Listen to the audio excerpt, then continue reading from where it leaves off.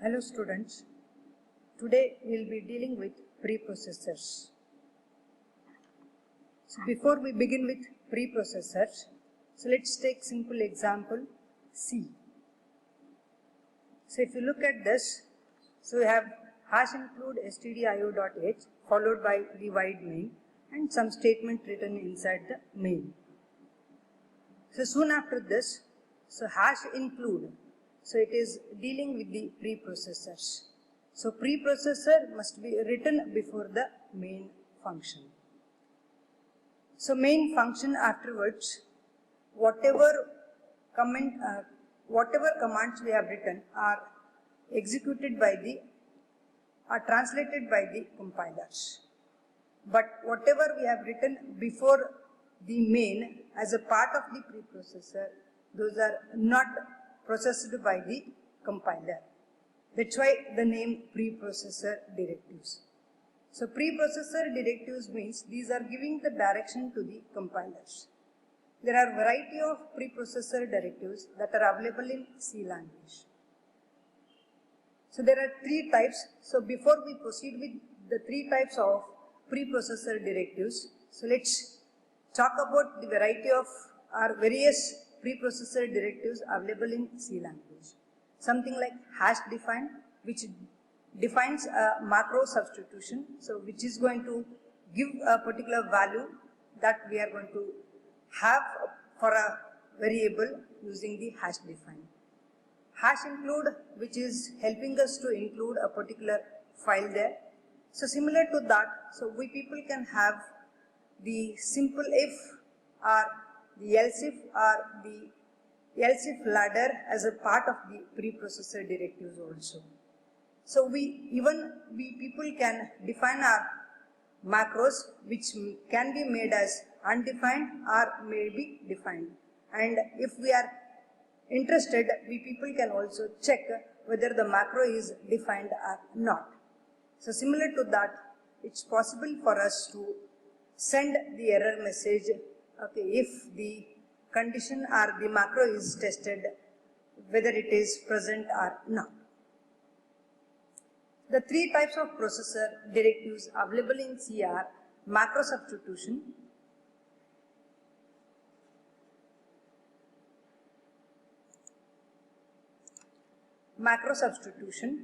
file inclusion directives, compiler control directives. The first two categories are also known as unconditional preprocessors directive, whereas the third one is known as the conditional one. Unconditional means we are not placing any condition before we place or we substitute those values inside the program. So if you go ahead with the compiler control directives, we need to satisfy certain condition. If that condition is satisfied or not satisfied, depending on that, some values are going to be substituted there. So let's begin with the first one, that is macro substitution directives. The particular syntax that we are going to have for this macro substitution is hash define identifier token along with the, that is identifier followed by the token string. So identifier can be written as maybe a kind of a variable that you people are usually defining in C language. It may be written in a caps lock or using a small letter, but usually everyone prefers the identifier name as the block letters or the capital letters. So let's take an example for the same stuff. Hash define count 100. The count value is going to take 100 whenever we are going to use this count value inside the program. Hash define false 0. The same thing is true for the false whenever we take that value inside the program. So hash define pi value will be substituted by certain value, that is 3.1415, something like that. So inside the program, if we are using that pi inside the program. So let's take simple example on this to demonstrate the macro substitution directives. So we have defined three macro substitutions here. So first one is hash define height 100, hash define number 3.14, hash define a letter A. hash define letter space something like ABC, which is a string there. Okay, hash define backslash character replaced by question mark there, and we started writing the main soon after the hash or the macro substitution directives. So if you look at this, so wherever these variables are used inside our program, these are replaced by the values that are defined in the macros. Okay, this is what is the meaning of macro substitution directives.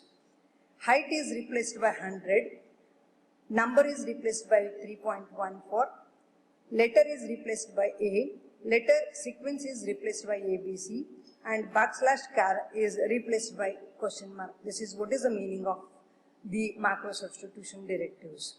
So we are not reading anything inside the program there, but these variables are replaced with the already having the values that are defined by the macro substitution directives, that is which is coming under the preprocessor directives. So if you look at the output of this, we have height defined as 100 and number defined as 3.14, value of letter defined as A, letter sequence as ABC, backslash char as question mark here. Okay, so now this is what is the meaning of macro substitution directives. So taking another example over here, so we have defined value of pi as something like 3.1415. Okay, so now we are going to use the value of this pi inside our program. Okay, so now we are use that variable inside our program. Okay, so now wherever there is existence of pi is replaced by 3.142. So before we execute this program, or this program is given to the compiler, wherever there is existence of these directives, those are replaced by the values that are defined for those macros. So in this case, area is equal to pi into radius. We are going to read this radius and radius value here, but the pi value is already substituted by the preprocessor directive before this program is given to the compiler. So that's why we call the preprocessor directives, which are giving direction to the compiler there. So let's take the example. So int radius float area. So we are asking you people to read the value of radius.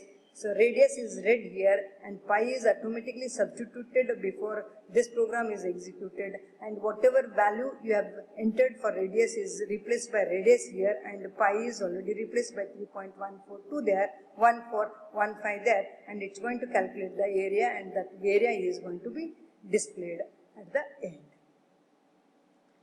So let's talk about one more stuff. So which can be a part of the same stuff, that is macro substitution directives, that is macro with the argument. So we people can do some calculations or something, we can check for certain conditions. So before we place the values inside the program there. So preprocessing directive hash define can be used along with the argument there. Hash define identifier. So you have variety of identifiers here and followed by the so token string. So what's the meaning of this? It's very simple here. So hash define max x comma y. So this argument x comma y, we people are passing the value of x and y here, and depending on these values it's going to check for the condition, and the max of x comma y is going to replace by either x or y depending on what is the value of x and y there. So let's take an example. If I have read x as 3 and y as 4 there, and it is going to check for this condition, that is 3 is greater than 4 or what. If it is false, then it's going to replace this max of x comma y with the value y there.